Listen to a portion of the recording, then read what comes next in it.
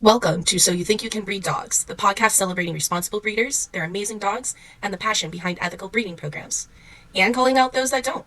Your host is Jess Shark at JessShark7 with 3 S's on TikTok. Join us live on TikTok every Monday at 5 p.m. Pacific Standard Time and catch the full interviews every Friday on YouTube and Spotify. Today we're joined by our guest Molly of Sweet Home Shorthairs. You can find her by the same name on TikTok or by website. So you breed German Shorthaired Pointers. Yes. Okay. Can you tell me a little bit about the breed and how you got into them? Yeah. As long as he sits still. My boyfriend actually had one when we started dating, and she was really cute, but she was really small and had parvo and was sickly. And I was like, "Is this what these are like?" And he goes, "No, I think I just got unlucky. Like I got a really bad one." So anyway, she he treated her and she was okay, but she was like she's a really fun dog. She was really game. She was always up for everything, and we tried to teach her a bunch of stuff.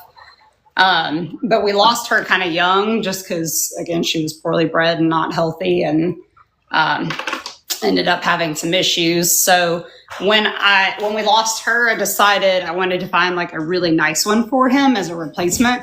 So I followed this breeder on Instagram, and she did live videos of her puppies playing every night. And I was like, this lady's going to think I'm crazy, but I'm going to message her and see if any of these puppies are available. So she actually replied to me and said, yeah, just send me an email. So I just made a TikTok about it where we emailed back and forth and ended up getting one.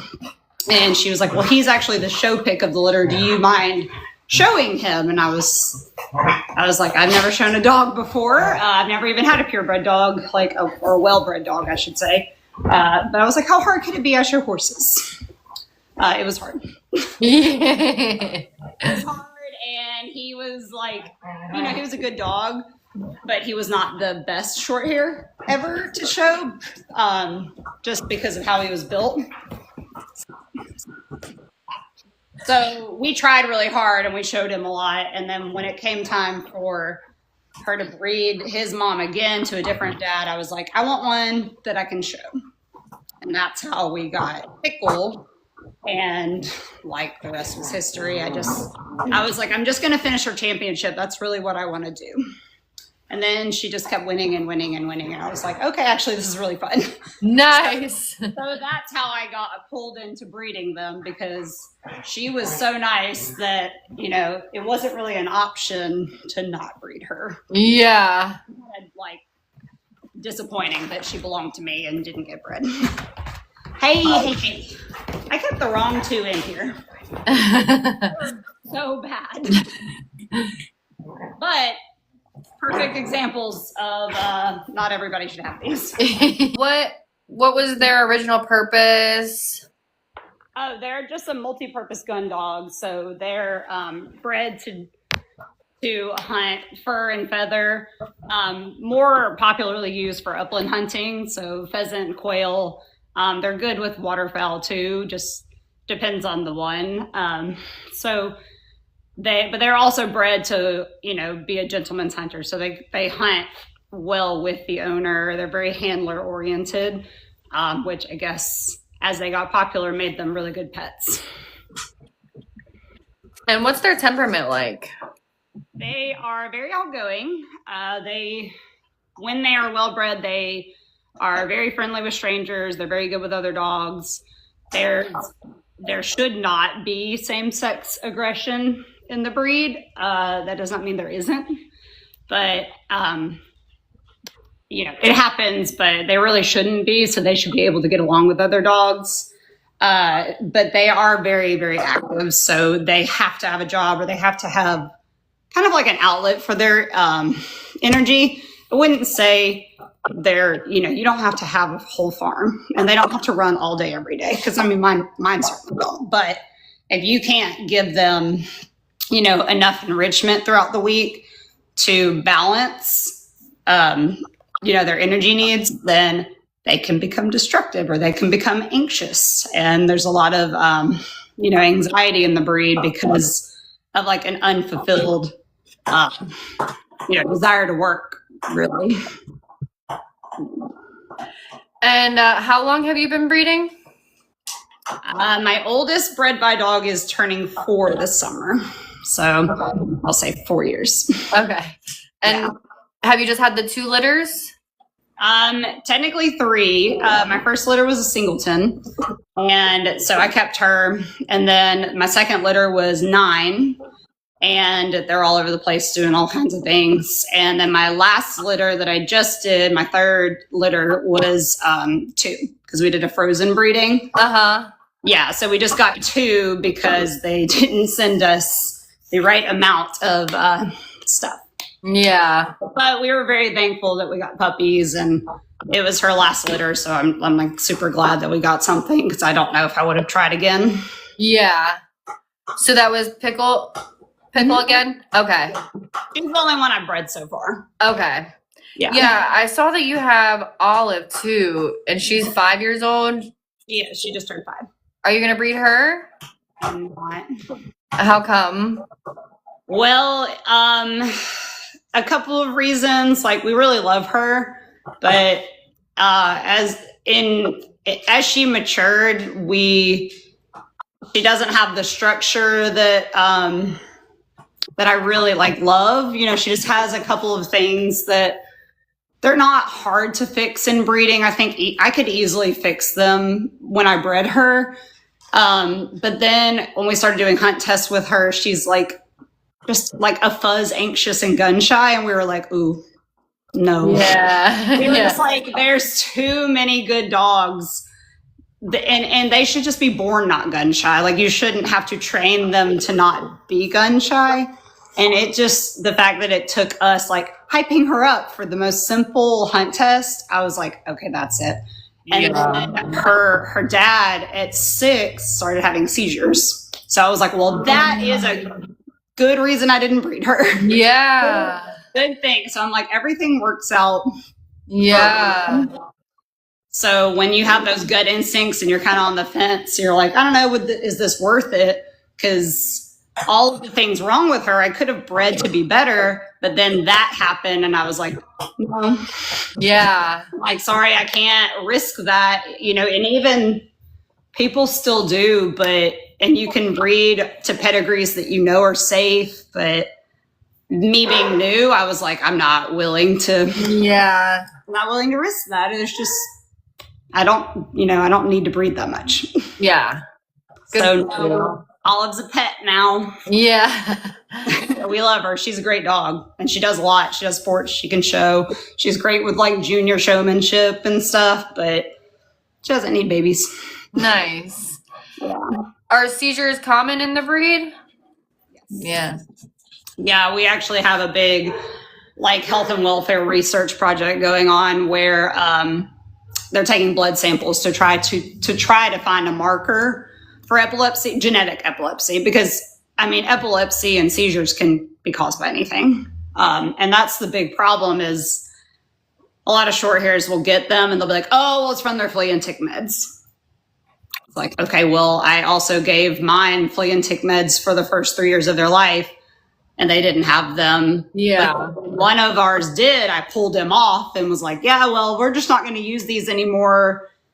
But I'm still not breeding, you're still not going to breed them because if the seizures don't stop after you pull them off the medicine, it's not because of the medicine. Yeah. So that's the issue. Mm-hmm. Yeah. So yeah, it is pretty common. It's a big issue. And it's it's all over the breed. It's not one dog. It's not one line. People will try to point fingers at oh, it's this dog's fault or this breeder's fault. It's not. It's in so many breeds you wouldn't even realize it's actually a huge problem. Yeah, it is in a lot of breeds, like the Springer Spaniels, the Cocker Spaniels, Ishlas, Border Collies, Siberians. It's everywhere. I wish, because it was so prominent in so many breeds, that we could figure something out. Yeah. Yeah. What other health issues do they face, and what kind of health testing? I saw you do a lot of different health testing. Yeah, well, I do what's required. And then with Pickle, I think I just did, I did a full genetic panel on quite a few of them. And so I posted a lot of a lot of extras that we don't have to do, like dilute.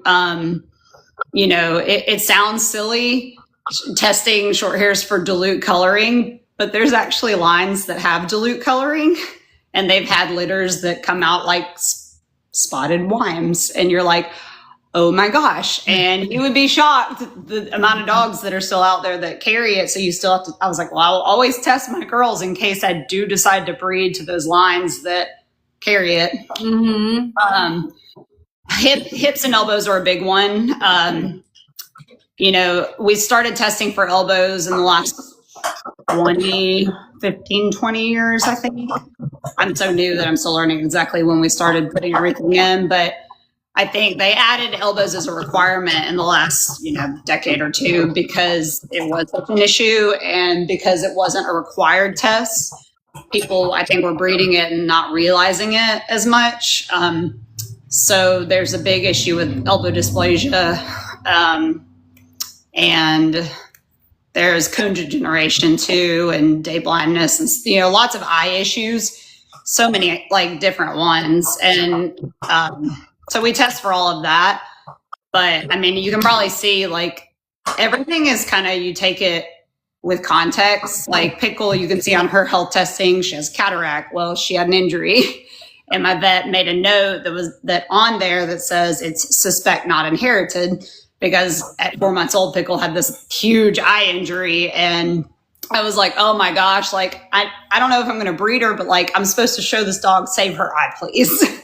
And then when it came time to get her eyes tested, I went right back to the doctor or vet that did her surgery. And I was like, I'm going to need you to make a note that she had a trauma. What did she do? How did she do that? She got swatted by a barn cat. So bad. I mean, she was on a leash, and I was like, no. And I pulled her back to me, but the cat came across the barn aisle at her. And I did not work my dog back fast enough. And Pickle screamed, and she was like, oh, and I thought she was just scared. Yeah. So I checked her, and she was just kind of, she was being really tough. And then I sat there and waited till she calmed down. And I looked at her and I was like, okay, she's not opening her eye. I'm going to go to the vet. Yeah. And, I thankfully knew a really good eye surgeon. I went to my regular vet because it was the closest. And they were like, oh, we can give you meds for this. And I said, oh no, I need you to write a referral to this doctor. I want to go get surgery on it right now. And they're like, good. Yes, we will do that. It's time is of the essence. Let's fix this puppy's eye. Oh my goodness. Hi, Katie. I know you too. Some of the comments popping up. Yes, poor Pickle. Well, if you knew Pickle, she can handle it. She's literally the toughest dog I've ever seen. What is hyperacosuria? It was on one of the health tests on the OFAs that you did. I couldn't tell you. I told you You I don't didn't. know? I don't. I don't. I'm sorry. I'm probably going to be awful with all of those. That's okay. I'm that's one I haven't heard of before. Oh, I know. I did a massive panel of it, and I was like, clear? Cool. If there was a carrier or anything that popped up, I would have been like, oh. And searched it. But all of my mentors are like, do the genetic panels, and really those are kind of thankfully non-issues because we're testing them pretty diligently, at least in the ethical breeding circle. But it's the hips and the elbows and the heart and eyes and stuff. That's stuff that's really important. Gotcha. Yeah. And then you have Mouse, who's 4 years old. Mm-hmm. Are you going to breed her? Potentially, yeah. I am trying to pick a stud dog for her. I have a few in mind. A lot of the people that are on my list are now wanting, thankfully, or hunting homes, and Mouse is a really good hunting dog. So I want to keep that going, but also fix her structure a little bit because she's not she's not built the best. but she is a grand champion. She's built well enough. And when you see her on her feet, you're like, oh, it all falls together. She moves really nicely. She moves correctly.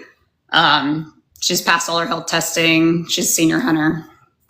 You know, she's kind of worth going forward to with, especially in the next direction of like breeding better hunting dogs. Awesome. And Pickle went to Westminster? Yeah, she's gone 3 times. That's amazing. Thanks. How was that? It was really fun. The first year was really nerve-wracking because she was super young and I was obviously very new, and I wasn't going to show her. I was going to let her breeder show her. And then as we showed throughout the week, everyone was like, you have to show your own dog at Westminster. It's so special. And I was like, okay. And then I woke up the morning of it and I started getting dressed and I was like, no, I can't do it. I can't. I was like, no, I'm so scared. Please don't put me out there. I think that's where I met Lexi, who's on here at Interstellar Shorthairs. I think that's the first show I met her. And and I fully chickened out. Like, I met so many people that I'd known on like line for, you know, over a year. And they're like, why aren't you showing your dog? I was like, oh, because I had a panic attack and I made my breeder do it. Oh, So I thought it was special. She showed her the first year. And then the next year I worked up the courage to show her myself because I had a little more experience under my belt. And that year, the year that I showed her, she got an award of merit. So that was our first time placing. It was really exciting. yeah. Yeah. And then the next year she was with a handler, so she got select. So she got what?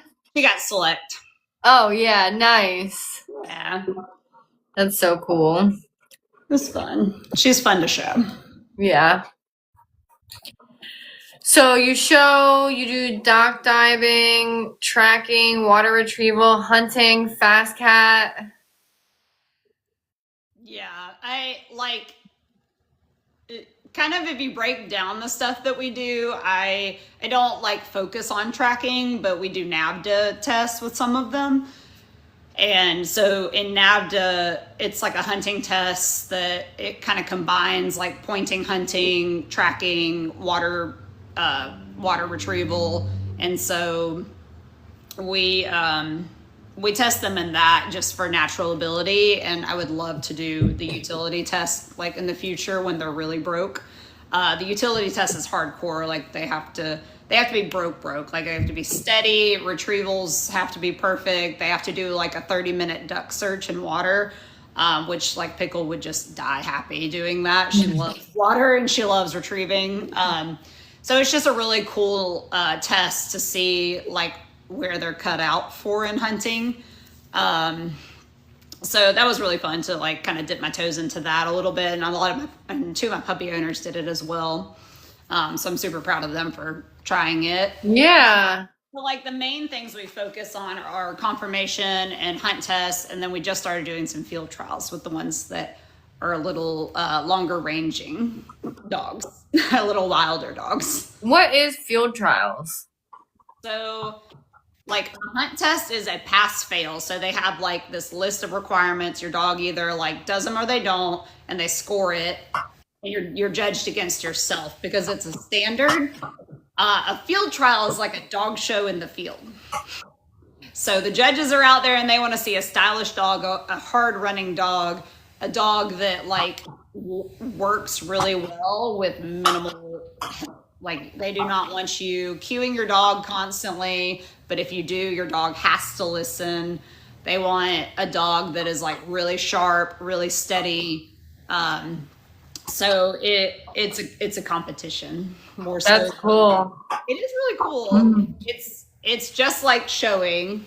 So it comes with its own, you know, politics in a way. Mm-hmm. But one of my puppy owners, Katie, and I, we went to one and we were like, oh, this is kind of fun. The new challenge where we're doing something we're not immediately good at. And we're like, well, let's try to get better. Yeah. But it takes a certain dog that doesn't want to hunt close to you. It takes a dog that is willing to run out and you know, be a little independent. So not every shorthair is going to excel at it. Right. Yeah. Do you think doing that stuff is important? I I do. I don't think every home has to do it. I'm not, by no means are all of my dogs in hunting homes. I have friends that breed that only sell to hunting homes, and I love that for their programs because their dogs are very, very drivey and they sell and all of that. But you know, my dogs have a good off switch, so several of the puppies from the litter were just super laid back, and I mean, they will all hunt. I do plan to put a hunt title on the whole litter if I can get access to the puppies again.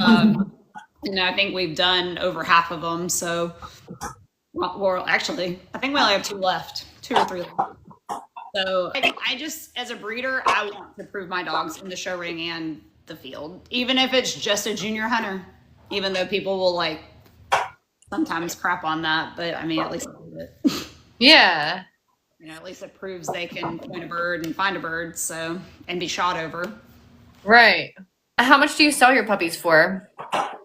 They're like around 3,000 on average. Some some litters I might do less, and then some might be a little more, just kind of based off of the parents and the accomplishments and that kind of thing. Mm-hmm. Like, they're all the same. When I have a litter, they're all the same price. There is no difference in price on show pick, the blah, you know, pet pick, blah, blah, blah. Yeah. Like, as far as I'm concerned, if I'm doing my job right, all of those puppies could step into a show ring. Yeah. You know, they may not be the most beautiful, but I'm not out here selling pet quality versus show quality for different prices or whatever. It's just like, you know, I'm not trying to price gouge anybody, but I do things a little differently that hopefully make it worthwhile, because I pay for their AKC registration, send them home with like a whole mess of things. I mean, obviously their shots and stuff like that's just included, like, but I send them home with like a binder, puppy go home packs with like crate training information. Like, we have a whole packet. It just sets them up for success their first whatever, and I'm obviously here, so any of their puppy people, if they're close enough and they need me, they're like, hey, I'm going on vacation. Okay, bring it by. Nice. So I like to keep it, you know, we don't breed a lot. I'd rather keep it very quality versus quantity for the whole experience. Yeah. Do I charge more for an older crate trained, housebroken, lead trained pup? No. I should. I mean, honestly, like, I've had a few adults that have considered placing, and somebody was like, we need to charge for them because, gosh, they're trained bird dogs. And I was like, I don't think I would. Yeah. Good at home. They're not breeding them at all. They're not, I mean, I don't think I could charge, I mean, I don't think I would charge more for that. Right. But that's just me. What colors do they come in? Do they only come in black and white? Okay. Yeah, any combination of black and white. Oh, they can? Oh, wow. I didn't know that. I don't think I knew that. Yeah, I'm looking at breeding Mouse to a solid liver dog. Cool. No. So is liver acceptable too? Yeah, liver is brown. Oh, okay. Yeah, so it's liver and white, any combination. So they can be roan, ticked, patched, and then they can be black and white, again, solid tone and all of that. The solids are neat, but you don't hide your flaws as well in your solids. So it has to be built really well because there's no flash to, you know, make them look better. Yeah. How old are the puppies when you send them to their new homes? They're at minimum 8 weeks, but really, my litter of 9, we evaluated them at 9 weeks. And then, you know, sent them home after that. I sell breeding rights. I send them home about then. I like 8 to 10 is kind of my sweet spot, really, just because, like, I don't even know which one I'm keeping by 8 weeks because they change so much. And I feel like they always hit 8 weeks and I'm like, I'm going to give them a few more days because what if it changes and I change my mind? Yeah. Yeah. And what kind of socialization do you do before you send them home? We do follow like the puppy culture regimen, but we definitely have kids. We have kids come over and meet them. They go to the barn. They see the horses. Yeah, very loud. You saw early on. I have very rowdy adult dog. Well, adult dogs. They're not even two yet. The last litter, but they they help socialize them because they're just not gentle. They crash around. They run into stuff, and the puppies are just like, okay, Yeah. not the way. So that they learn that like social awareness pretty early on. I like taking them, like I'll put them in the car and drive them. I live really close to a cute little town, and I'll just like park and leave the back hatch open so they can just sightsee. That's been a really cool thing because it gets them comfortable in the car for traveling, and it gets them used to people passing by and not barking at them and stuff like that. But yeah, we do all kinds of enrichment stuff with the puppies, new stuff every day. Wobble boards, water bottles with rocks in them. I don't know, you name it. Loud, we put TV on. Yeah. They're exposed to a lot. By the time it's time to like introduce them to birds and gunfire, they're like, cool. Nice. Yeah. So, what are your contracts like? You said you don't sell breeding rights.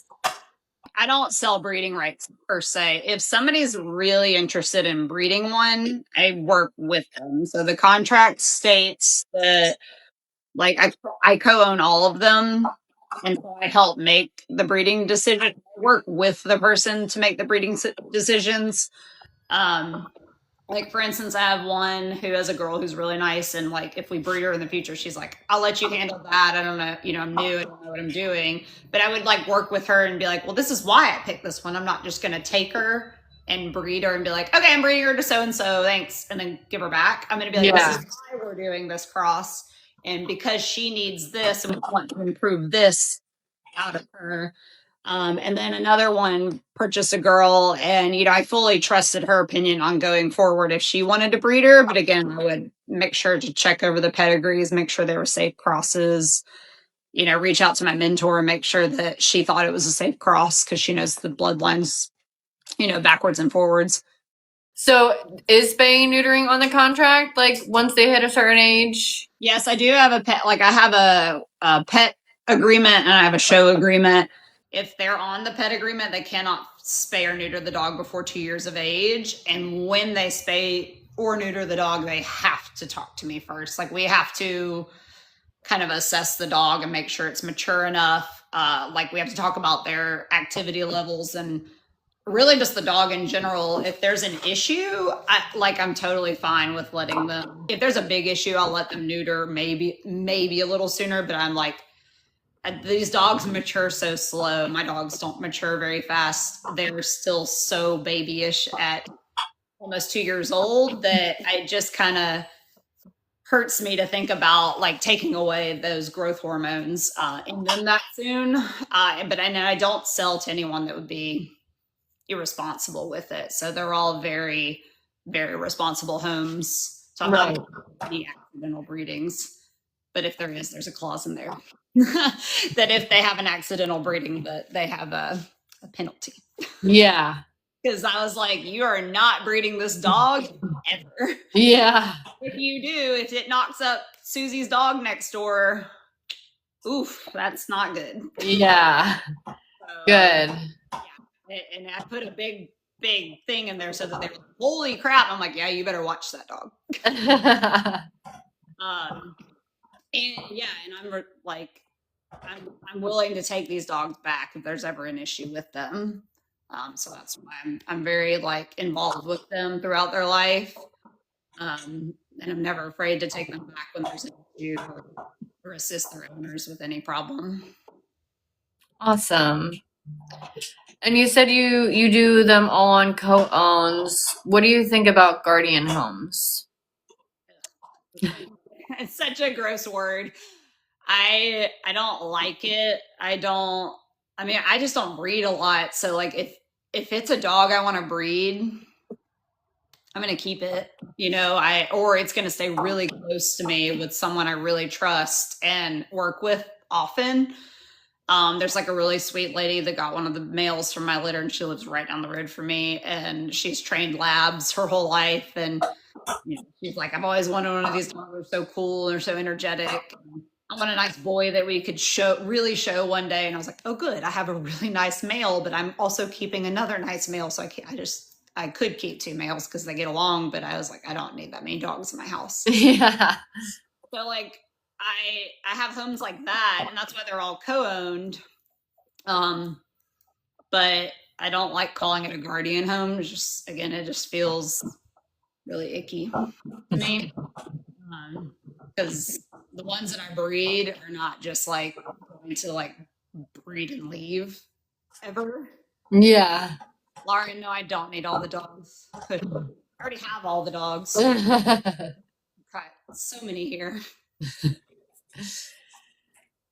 And do you allow people to pick which puppy they will get? No, and there are instances where sometimes 2 puppies are similar enough, and I can be like, you have the choice between these 2, and that's because that's what happened with me. When I went to pick Pickle, I was new. I didn't really know how to evaluate structure that well, but she let me choose between, like, they made their picks and then I was 3rd pick. And so there were all these girls left. Like there were 7 girls, 2 were already picked. And so I had like 5 to pick from. And I was like, oh, this is stressful. It's up to me now. And so they helped me narrow it down, but ultimately, I did get to pick Pickle out. In fact, I went against some people's like advice and picked her anyway off of gut or just, I don't know. I got really lucky because I just like went with my gut and she was it. And I had puppy owners come here and they shocked me because they were like, okay, well, I haven't really mentioned it, but I really want this one. And I was like, ooh. We were like, okay, why? And she's like, oh, she just seems like she has a fun personality and like she's really like solid. And it was funny because me and my mentor put them up on the table side by side and we're like, let's show you the difference and how these 2 are built and like this one's structure and this one's temperament versus this one's and your goals. And so we were like, actually, you're going to get this one because you're going to do so well with this one. And she was like, oh, I see now. And it happened the same for another family. They were like, we just want like a laid back. We've never had a short hair. And like we're super active, but this is a new breed for us. And I was like, you're going to take this guy. He's a chill guy. Yeah. He's still a short hair, but he's chill. He'll lay on the couch with you. He'll drive on the boat with you. Like he's the perfect one. Like they're the perfect family for him. And they do so much stuff with him. But if I had sent them like an even drivier one, it might have driven them insane. Yeah. So it worked out. Yeah. That's really how it should. And some people kind of gave me pushback. They're like, why can't I choose? I was like, well, because I've spent, our saying is, you're not going to know more about this puppy in 2 hours meeting it than I know in 8 weeks raising it. Yeah. So it's kind of just, if you don't trust me to pick the puppy for you or help you pick the puppy, then I don't know if the like relationship's going to be very easy going forward. Exactly. You're not just buying a puppy and leaving and never talking to me again. It's like, we stay in touch. I'm here to help you. Like, I want to know how the puppies are doing and I want to help everyone, through every adolescent period of the puppy's life. Mm-hmm. They have docked tails, right? They do. How do you dock the tails? I take them to my vet. My mentor does banding and she has taught me how to band. And every time I've gotten anxious and been like, I can't. Yeah. And I'm going to do it one day because it really does work well. And it's like, it's not as fast as taking them to the vet and clamping them, but it does do a really clean end on them. And I don't know. And it's easy to adjust the length of them. If you put it on and you're like, oh, I don't know. And then you can move it. Mm-hmm. Clamp, it's done. And that's the length it's going to be. So yeah. With Mouse, my vet wouldn't let me come back there. They're like, you're welcome to mark it. And I was like, well, this is my first and my one and my only puppy. I'm like, if I mark it wrong, then it's, it's on me. So Yeah. they were like, okay, well, we'll do it. And the vet used to breed short hairs. So I just was like, well, I'm trusting you. Please don't make it, too short. Too short. Oh, man. It's fine. It's not even that. It's not like alarmingly short. It's Mhm. just her big leggy self. It's too short. Yeah. And one of my puppies in the last litter, he had a solid brown tail. So I was like, well, I think this is fine. I'm going to go a little bit longer. And I'm like, oh, it's quite a bit longer. It's a man-made issue, so it doesn't affect the dogs. Like, if I am a little worried about the one that I did too long, because I'm like, oh gosh, please don't smash that on anything. That's the whole the tails. But he lives in a good home that, like, I'm not worried about it. Do they get like a nub, or do you leave a little bit on them? Like, the standard calls for 40%, but like a lot of people are really going more for like 50% of the tail. And the idea of docking is to cut the whip of the tail off, like, because the tail has a lot of bone to a point and then it tapers. And so you want to get down to that taper and dock there, because that's what they call the whip. And that's what's most likely to like break, hit things, get caught on things, get happy tails. So that's where we're supposed to dock. And my mentor gave me like a card that is like a really good measuring tool for getting good lengths of tail. And it's going to range on every dog. So we kind of use that card, and then we make a mark, and then we make sure it kind of covers their like private areas, just to make sure it's long enough. Yeah. You don't want it so nubby that it doesn't even go down there. Right. And, it's like, for showing it is kind of an aesthetic thing, but for hunting, like, again, you don't want it to be too long. Yeah. So that's the only thing. Hopefully my puppy, like, when he gets older, he doesn't have any injuries. Yeah. We'll just have to like grease his tail up. Do you sell litter mates together? No. I have kept litter mates. Yeah. How did that go?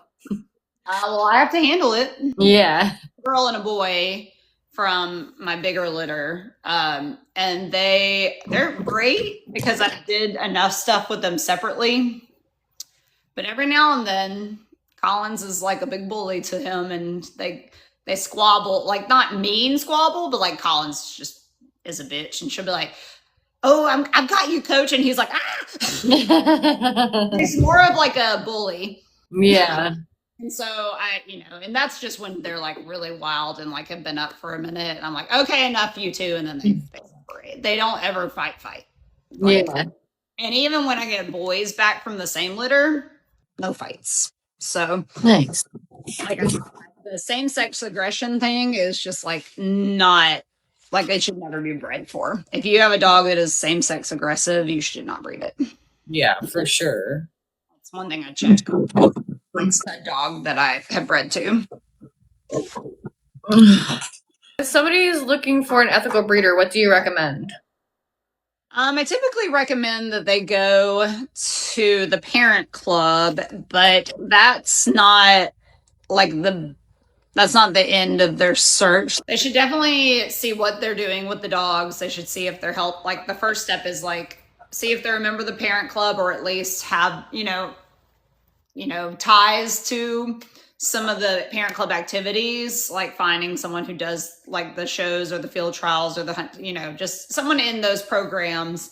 Because if they're actively participating in those programs, they like are holding their dogs to a standard, like hopefully to the standard. But and then the bare minimum is just health testing. I feel like that there's no reason to not. I mean, you can go get, like, I could health test Banjo, my little mutt here. Yeah. I could health test him. It's like, that's just the bare minimum of breeding dogs, because you can't ask a dog like, hey, well, what pre-existing conditions do you have? Why aren't they is the better question. And if the answer is, oh, they health tested them, they just didn't post it to OFA, I like to call bullshit, because it is $10 to post for OFAs. I don't care if you're importing dogs and you already have their health certificate. Do it again. Mm-hmm. Do it again. Yeah. Breed the dog 10 times, 30 times. Do the health testing again. Put it in the like if the dog is healthy, it's gonna happen. I don't know what Lexi's saying in the comments, but I bet it's funny. That's just the bare minimum. And then just find someone who stands by their dogs. They should always have a contract. I'm surprised how many of my friends have like not even done contracts, and I yell at them. I'm like, what do you mean you didn't do a contract when you sold that puppy or when you bred to that dog? They're like, oh, well, it's fine. I was like, it's fine until it's not. Have a contract, have super clear like communication with each other. Like your breeders should be so open and upfront. There should just be no questions. There should be no just like, that's how we do it. Yeah. I feel like there should be a reason for everything that a breeder is doing, and an intention, like in a purpose for each crossing. Yeah. So much stuff for like a new person getting a breed. I had no idea. I got so lucky finding the breeder that I did because she wasn't a big breeder. She bred her bitch twice, and that's it. And now she doesn't even breed anymore. Like she's like, oh, my kids are all married and they're having babies and I just have them as pets and we just go hunt for fun. And like, I love her to death and she's helped me so much and she's been so supportive, but I'm like, aw, that I found someone who just like bred her nice dog twice and was like, I'm done. Yeah. And I am like, wow, if I hadn't been that lucky and I just like went off with somebody, you know, the first person who tried to sell me a puppy, I don't know where I would have been. Right. That's awesome. Alrighty, well, we can open it up in the chat for questions and do our poll if we think this is an ethical breeder and unethical breeder. Somebody asked, do you know Legacy K gun dogs? You do? Our puppy's raised in my home, in all caps. Yes, ma'am. They're raised in my office next to my bedroom. I have a separate air unit to my bedroom and office so we can keep it hot as fuck for the puppies. And then the rest of the house has AC so we don't die. Would you consider them ethical or mass breeding? Oh, referring to Legacy K. They want your opinion on that breeder. They can message me. I'm going to go ahead and say they're not a good breeder. No, I don't know. I don't know them, but yeah. Every breeder that I feel like has gone astray once used to be pretty good. And then somewhere along the way, ethics have changed. And that's not just that breeder. It's so many of them. It's like everyone can start. Yeah, you can message me regarding any breeder. I'm real fucking honest. Sorry. I've got blocked by a lot of people because I've been so honest and have so many screenshots of things, but whatever. Yeah, House of Fur and Feathers. That's another ethical breeder. She breeds corgis. Is it common for GSPs to get lipomas? Kinda. Yeah, a lot of cancers can run in different lines of the breed. Little lipomas and stuff can happen. So all those different cancers, they can run in the breed. So it's stuff you want to look out for. Be really diligent when your dog gets into like its teenage years. Pickle has like a skin tag that got a little bigger the last month. And I was like, oh, we're taking that off and testing it just because I don't like it. Yeah, just in case. Right. And it's been a non-issue for years. Like it was literally just the tiniest skin tag. I was like, that's kind of ugly, but nobody cares. And now that it's like doubled in size and it's still like not even as big as my pinky nail. It's tiny. I'm still like, ew. I've known some breeds to get them a little bit younger. Kay said, I love the names of her dogs. Yes, I love them too. Pickle, I love it. They have ridiculous names. I love it. Well, until now. Now I have so many that they're getting a little more maybe normal. If you had to choose a different type of dog to breed, which would it be? I like breeding because I feel like there's a need for ethical breeders and quality over quantity in our breed. I don't love whelping puppies. It's very stressful. I'm not at it. I have anxiety and can't tell you the amount of panic attacks. And my fiance is like, you're worried about nothing. And I was like, no, I want them to thrive. And he's like, they're literally, they're thriving. I'm like, I want them to thrive more. Like, quit loving them so aggressively. I've asked 2 or 3 of my friends, I'm like, will you welt my litters? You can come live with me. Oh, yeah. So the poll is up, guys, to vote. Is this a ethical breeder or unethical breeder? You can also use your stickers if you're a part of the fan club. Susie says ethical with her stickers. Oh my gosh. Quinn said I need a Siberian Husky. Sorry, I didn't answer that. I love Welsh Springer Spaniels. There's a breeder near me that I really admire, and I've talked to her some about it. I said, when I'm ready and I need a second breed, I think it's going to be a Welsh Springer Spaniel, because I think it's just enough grooming for me, but not too much grooming, and still sporty enough, but not as active as the GSPs. So I'm like, cool, when I get old and crippled, that's what I'm going to go to. My handler has Siberian Huskies, and I love them, but oh my God, they would escape my yard. It's loud enough in here with my short hairs, and I love his Siberians, but I don't know if I could do the hair or keep them in my yard. I'd have to have a fortress before I get a Siberian. The poll is complete. We got 40 votes. We got 95% yes, ethical, 5% no, not ethical. 5%, I don't know who you are, but you can totally message me and ask any questions or send your beef. I'll clear up any questions you have. Yeah, I mean, I've been asking for questions in the chat, and I haven't heard it. I see people keep responding to XOXO, but I don't even know what has been talked about. And then the other person was Julie, which I don't know who that is. They said the only difference between GSPs and GWTs are coat types. No, their temperaments are completely different. What do I do for a living? I train horses and have a 100-jumper show facility. Katie and Sloan say I'm ethical. Good, because your puppy's for me. The collar guy was upset she co-owns dogs. Sorry, I don't want anything to happen to my dogs, and I want to be on the papers for them if something does happen to them. So yeah, that's a very ethical thing to do. Yeah, and it doesn't mean I'm going to control their life. It just means if that owner has a tragedy and that dog ends up in the wrong hands, I'm like, hello, that's my dog. Per this paper. Yeah. What breed of horses do you have?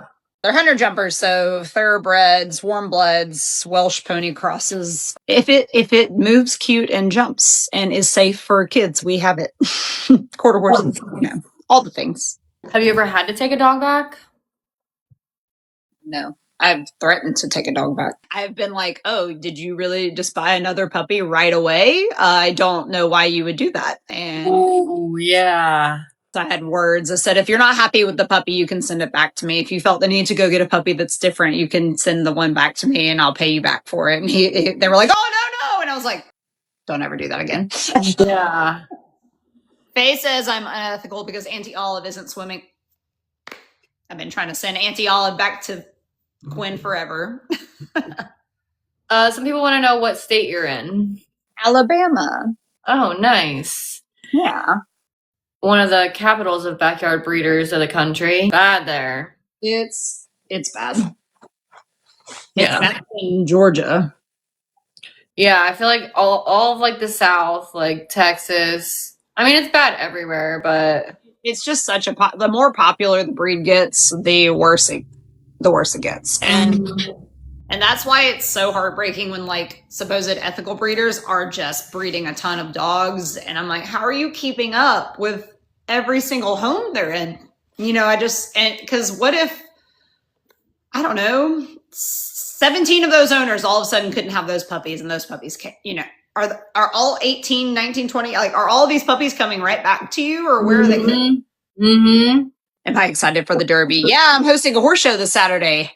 So I might be sleeping by the time the Derby goes. If you breed in mass quantities, you have to question the quality, and you have to not the quality of care. Because I know good and well plenty of breeders that just have immaculate facilities, and they have great guardian homes, and their animal husbandry is top notch. And that's not what I question with those breeders. It's just if you're breeding so many pairings, how much thought went into all those pairings? I mean, it took me years to plan the 3 litters I got out of Pickle, and the fact I didn't even really want to do the 3rd litter because I was so happy with the 2nd litter. I was like, oh my gosh, look at all these dogs we got. They're all so nice. 6 of them are champions. They all have AKC points at this point after this past weekend. So I was like, I'm good going forward. And then my mentor was like, we have an idea. They're like, here's this frozen dog. And I was like, okay. And I talked to one of Pickle's breeders who was at the time last fall on hospice care. We asked her about, what do you think about Pickle bred to this dog? And she just smiled. And I'm going to cry. She said that made her so happy. And then I think a few weeks later, she passed away. That breeding was so special. Yeah. Because a quality dog that can do it all is better than having to, cull a bunch of dogs and get a dog that doesn't work for your family. And, it's heartbreaking. Somebody had said something about like why you do this for work or something. Like you don't breed dogs for work. He's literally had dogs to waste money, you guys. Just spends my money. I don't make $1 off of breeding dogs, actually. So what do you do with the horses? I teach lessons and then we go to shows. So we do like local and nationally ranked horse shows, and I host horse shows. I rent my facility out for other local barns to have horse shows at, and we even do fast cat events at the farm. So it's fun. When we get more land, I might put up some more things and try to have more dog events. That's so cool. Oh, can you please talk about the difference between German Shorthaired Pointers and GWP? What's GWP? German Wire-haired Pointers. Oh. The biggest difference is obviously the coat. The coat is different. The German Wire-haired Pointer, they can be a little bigger, but often aren't. I mean, nowadays German Shorthairs are getting so big that they kind of look the same size. Their temperaments are a little different. They're a little bit hardier dog. So obviously like a German Wire-haired Pointer would be used to hunt in rougher cover than a Shorthair in colder climates, because obviously the Shorthairs are going to be colder or, not going to have as much protection in rough cover. And then, the Wire-haired Pointers I met some are a little more laid back than the Shorthairs. I feel like the Shorthairs have so much energy. They have like this absurd need to please, and like the Wire-haired Pointers do that, but in like a calmer way. By no means do I recommend someone getting them thinking they're calmer than Shorthairs. They have their own set of issues. Don't breed them, but It's two different breeds.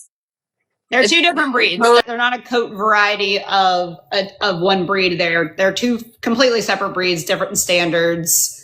And so that's why I'm like, they're different dogs for sure. Okay. And so you don't want to mix them? No, please don't do that. Okay.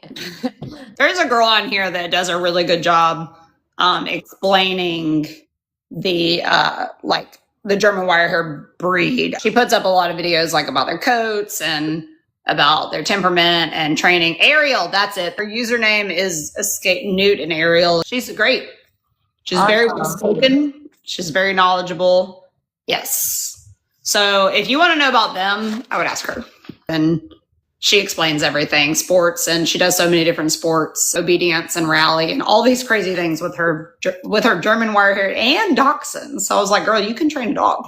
Yeah, that's cool. Any more questions in the chat? If not, we will let our friend Molly go. Quinn said, Shorthairs are more frenetic and cray compared to Wire-hair. And Quinn's going to say that even though she had my calmest Shorthair live with her. Somebody said, do you know cold water GSPs? I do. Are you going to be in Perry in May? The first 2 days, I have a horse show that Saturday, so I had to come home. Interstellar said no comment on cold water GSPs. She's so far away. It's not really in my realm. That is, I'm East Coast. I'm very big on like, if I don't breed enough, so I cannot supply everyone with a puppy for sure. And I don't breed for what everybody wants. I'm happy to recommend, breeders to people because I know lots of short hair breeders that specialize in different things, and I'm happy to like outsource people to those breeders. Awesome. Alrighty. Well, yes, guys, make sure to give Molly a follow. If you have any more questions, send her a DM. And thank you so much, Molly, for coming and talking to us. Thanks for having me. This was fun. Yeah, it was good seeing your face. Thank you. This was fun. Y'all have a good night. You too. See ya. Bye. That's a wrap for today's episode of So You Think You Can Breed Dogs. A huge thank you to our guest for joining us. Once again, she is Molly from Sweet Home Shorthairs on TikTok or her website. If you enjoyed the show, please subscribe on YouTube, follow us on Spotify, and leave a review. It really helps us grow. Know a breeder you'd like to be interviewed? Drop their social media in the comments. You can also join Jess live every Monday at 5 p.m. Pacific Standard Time on TikTok at JessShark7 with 3 S's and be a part of chat for upcoming recordings. Thanks for listening.